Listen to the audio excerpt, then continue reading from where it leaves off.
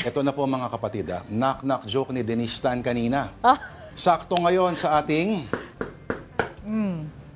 I saw the signs.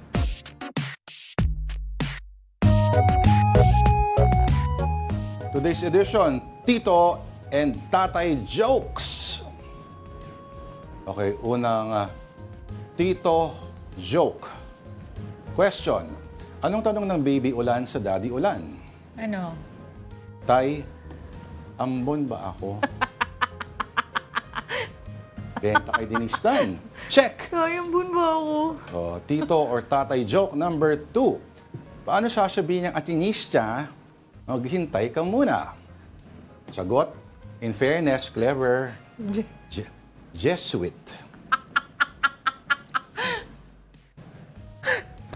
Okay, wait lang. Woo! Bigyan natin si Denise ng pagkakataon na Just parang wait. bulkan yan eh. Just wait. Just wait. Jesuit. Just wait, okay? Just wait. Okay, next! Wala rin din eh. Let it out. Kasi parang bulkan yan eh. Pag pinigilan mo, sasabog yan mamaya.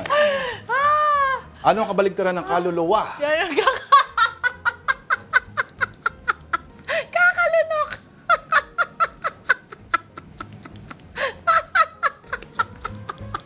Napawisan na ako.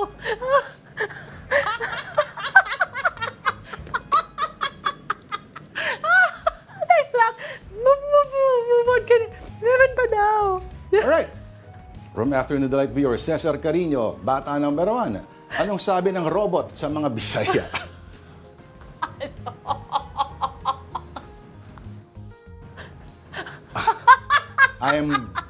I am bot. Yung luha ko. Yung luha ko tuloy-tuloy na. Pag tayo hindi pa nanalo ng Catholic Mass Media Awards dito for Best News Program, ewan ko na lang. Okay. Alright, send your signs at knock-knock jokes. Tito joke, tatay joke, kahit anong joke, kahit yung knock-knock who's there, ako ba? Sa Afternoon Delight, on@gmail.com.